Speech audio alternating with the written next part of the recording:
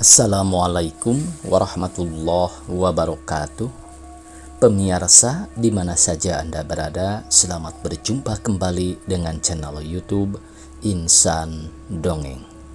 Pada saat ini Bang Elgi akan melanjutkan cerita ratapan bagian ke-8 dengan judul Wanita dalam Hujan Malam. Terima kasih kepada semua subscriber yang selalu setia mengikuti. Selamat mendengarkan. Kota seperti beku dalam hujan akhir tahun. Tirai gerimis yang memutih dalam bayangan siang telah berubah menjadi dinding yang hitam dalam pelukan kelam. Kelam telah mengubah warna lampu-lampu merkuri menjadi titik kunang-kunang yang berkerlipan dalam rona yang memikat. Warna itu seakan pijaran kehidupan yang menandakan terang gelap nasib yang menyurat di telapak tangan. Nasib itu pula yang menyeret anak-anak manusia merangkaki jalan kehidupan di sepanjang musim dan saat. Dan nasib itu pula yang membuat wanita muda itu terseduh di sisi jendela kamar tingkat atas. Dalam malam hujan kota dingin yang giris, seduh itu lebih merupakan sesal akan nasib yang serasa tak mau berbagi kebahagiaan. Walaupun tampaknya wanita itu bukanlah wanita yang berkekurangan, namun ada yang kurang pada dirinya, yaitu kemampuan memelihara rasa setia dari lelaki yang dicintainya. Rasa setia? Wanita muda itu makin terseduh. Ada guncangan di dalam dirinya yang membuat senggukan tambah keras. Guncangan itu lebih merupakan sentakan sesal yang tak berujung karena merasa diri tanpa salah dan noda tetapi telah dihajar dengan dosa. Hajaran dosa itu pula yang membuyarakan bunga-bunga bahagia yang seharusnya sudah berubah dari bunga menjadi buah. Lama sekali wanita itu terpuruk dalam seduh yang tak menentu. Setelah lama-kelamaan, kesadarannya seperti menuntunnya ke telaga pembasuh yang seperti air menguatkan besi tempaan yang barusan berpijar. Jiwa wanita itu tiba-tiba kembali seperti besi yang mengejang setelah ditempa dalam api penempaan di bengkel kehidupan. Ia bangkit dari kedudukannya di sisi jendela yang memamerkan panorama malam hujan dengan tirai yang kelam tengah kota. Aku harus bangkit dan memulai dari awal, ia berkata kepada dirinya sendiri. Tak seorang pun mampu menolong. Seperti hanya dituntun naluri, wanita itu bangkit dan berjalan ke kamar tidurnya. Perasaannya seperti disengat lipan saat terpandang wajah anak sulungnya. Wajah itu segera mengingatkannya kepada seorang lelaki yang tampan lagi berada. Katno, ya Katno nama lelaki itu. Dan Katno lah yang menerima mula segala cinta dan miliknya yang berharga. Perkenalan kita cukup panjang, setahun sudah. Kalimat itu seperti terngiang kembali. Kata-kata Katno bergema seperti musik malam yang akan segera membawa berlelap. Dik, dia pasti dapat memahami jiwa Mas Katno. Aku pun demikian, Dik. Dan karena kita dapat saling memahami, saling menerima dan memberi, rasanya sudah saat kita harus mengikat diri dalam persatuan perkawinan. Mas begitu mantap. Wanita itu masih seperti sangsi. Sejak dulu aku mantap. Sudah lama kita bukan kanak lagi. Katno tertawa mengatakan kalimatnya yang terakhir kutipan Khairil Anwar. Tetapi aku bersungguh-sungguh, Dik. Jika dadaku bisa dibelah, Dik, dia akan melihat isinya. Cintaku yang satu. Cinta saja tidak cukup, Mas Katno. Kalau bukan cinta, adik menginginkan apa? Cinta hanya sebagian dari kehidupan perkawinan, seperti seks, seperti makan dan minum. Menikah berarti melebur dua jiwa, dua tubuh, dua karakter menjadi satu kesatuan yang utuh.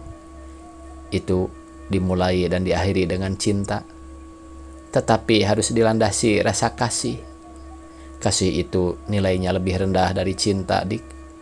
Tidak lebih rendah, tetapi setara. Hanya bentuknya berbeda, Mas Katno. Cinta bersifat eros, dilandasi rasa birahi, sedangkan kasih tidak mementingkan diri sendiri. Cinta sejati juga tidak mementingkan diri sendiri. Iya, iya, cinta sejati selalu menghasilkan buah. Wanita itu tergagap sendiri tanpa ada nyamuk sedang hinggap di kening anaknya. Aneh rasanya di kamar yang rapi di tingkat atas ini masih ada nyamuk yang nyasar. Ia memburu nyamuk itu dan serasa ia sedang memburu Katno. Hampir 10 tahun yang lalu semuanya terjadi. Perkenalannya dengan Katno, percintaannya yang cukup memakan waktu, dan perkawinannya yang hanya bertahan tidak lebih dari setahun.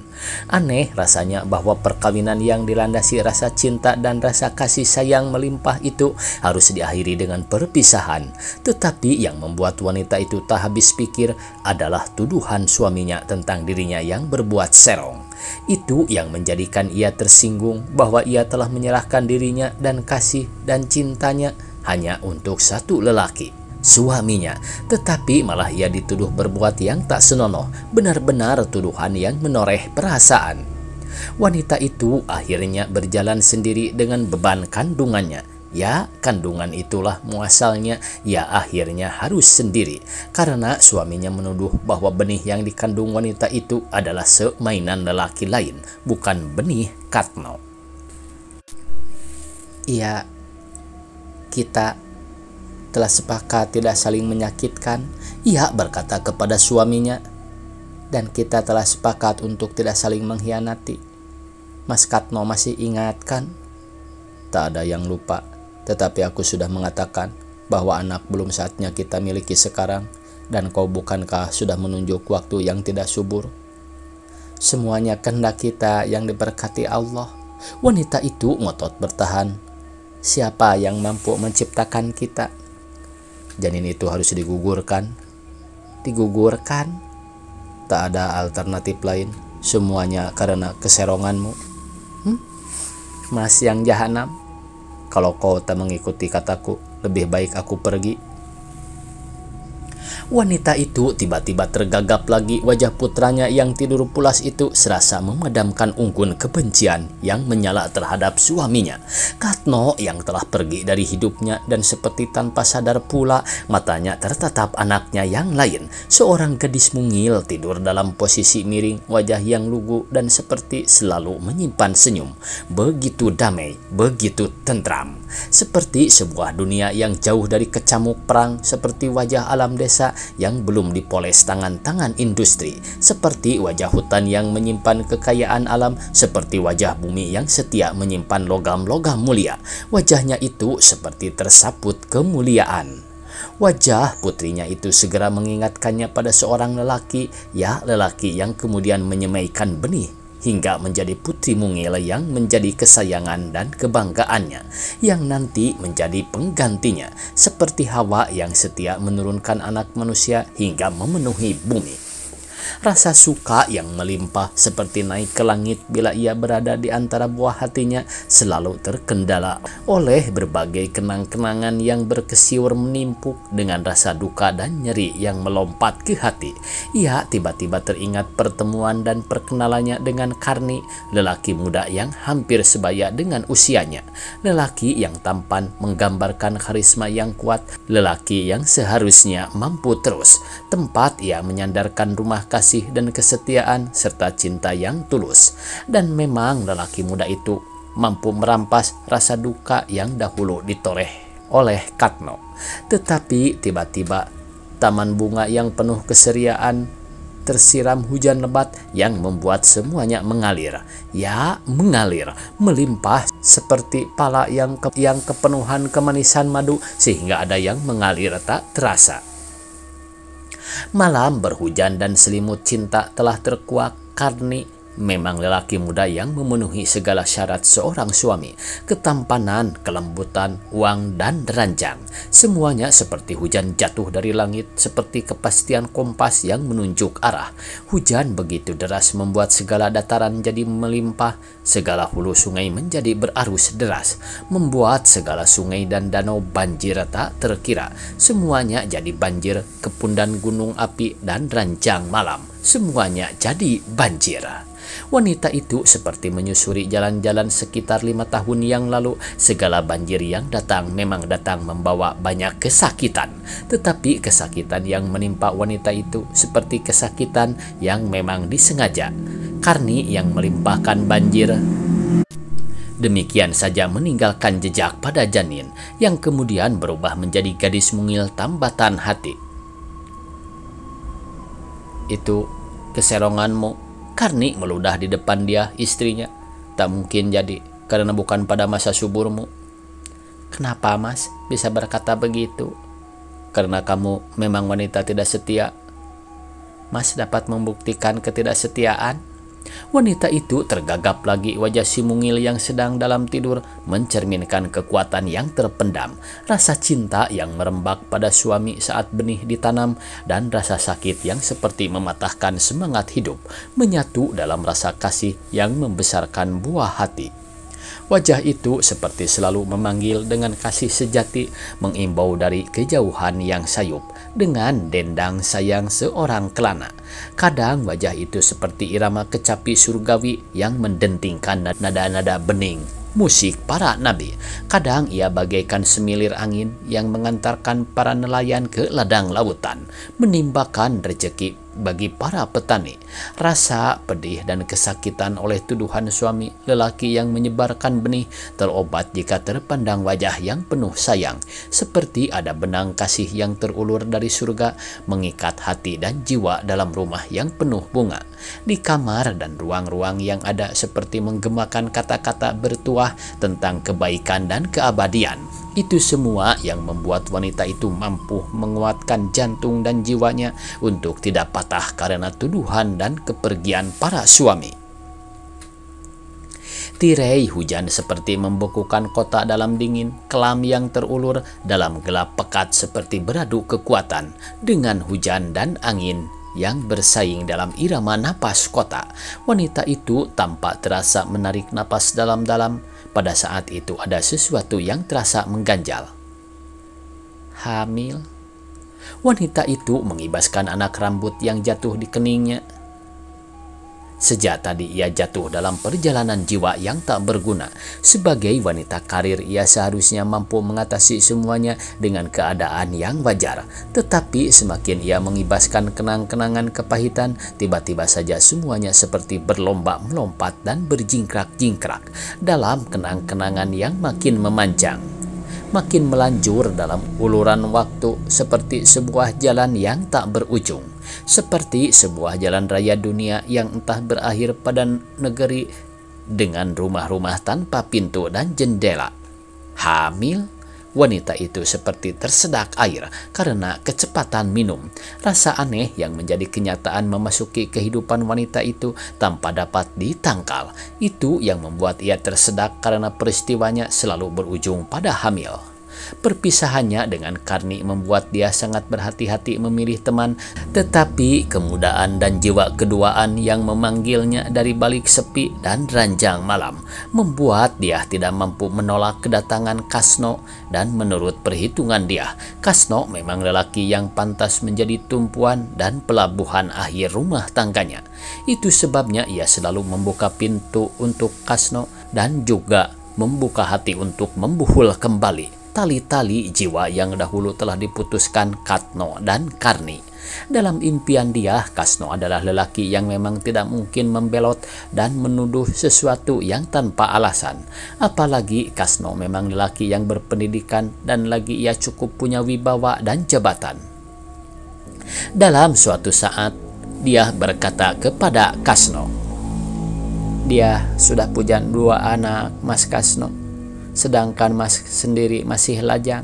Mungkinkah kita dapat bersatu?"